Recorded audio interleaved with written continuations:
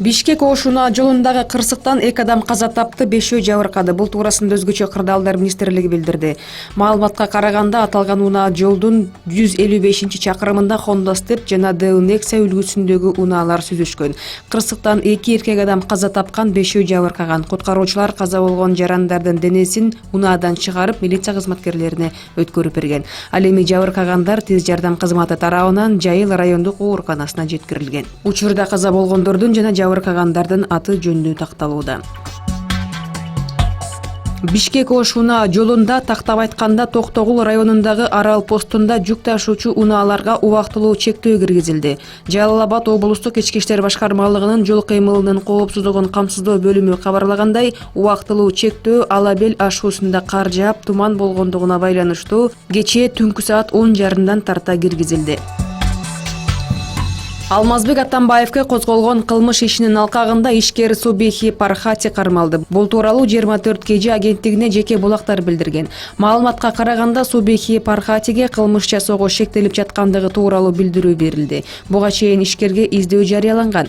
1-май райондук соту ага карата сыртка чыкпоо тууралуу баш коргоо чарасын тандаган. Алдын ала маалыматка таянсак, Субихи Пархати кирешелерди мыйзамдаштырып алган деп шектелүүдө. Эске салсак, 2017-жылы Алмазбек Атамбаев форум ишканасын Субихи Пархатиге 54 миллион сомго саткан. Мурунку өлкө башчынын 2017-жылкы декларациясында акчалар көрсөтүлгөн. Бирок келишим түзүлүп жатканда сатып алуучунун акча төлөй алуу жөндөмдүүлүгү жана акчанын келген булагы текшерилген эмес. Республика боюнча 2019-2020 жылдын күз-кыш мезгилине карата 2,5 миллион тонна көмүр даярдалышы керек. Анын 1,124,000 тоннасы калктын керектөөсүнө, 1,140,000 тоннасы Бишкек жылуулук электр борборуна кетет.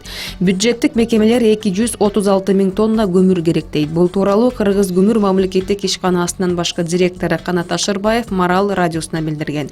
Анын айтымында, сентябрга карата жалпы ишканалар 1,200,000 тонна көмүр даярдаган. Анын 409,000 тоннасын өлкөнүн түндүк аймагы, ал эми 790,000 тоннасы түштүктөгү ишканалар өндүрүшкөн. Белгилей кетсек, көмүр казуу боюнча өлкө аймагында 70 ишкана иштейт.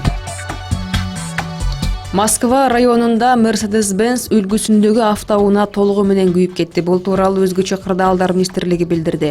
Маалыматка караганда, кырсык электр зымдарынын кыска туташуусунан улам келип чыккан. Ал эми Жайыл районунун Калинин айылында Зил үлгүсүндөгү унаанын кыймылдаткыч бүлүгү күйүп кеткен. Учурда өрттүн себептери такталууда.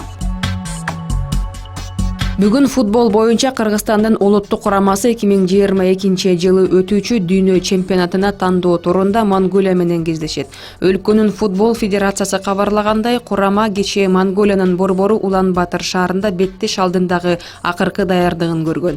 Оюн Бишкек убактысы боюнча бүгүн саат күндүзгү 2-де башталат. Кыргызстан курамасы 2022-жылы өтүүчү дүйнө чемпионатына жана 2023-жылы болуучу Азия кубогуна тандоо этабында Япония, Тажикстан, Монголия жана Мьянма курамалары менен F тайпасында күч сынашууда.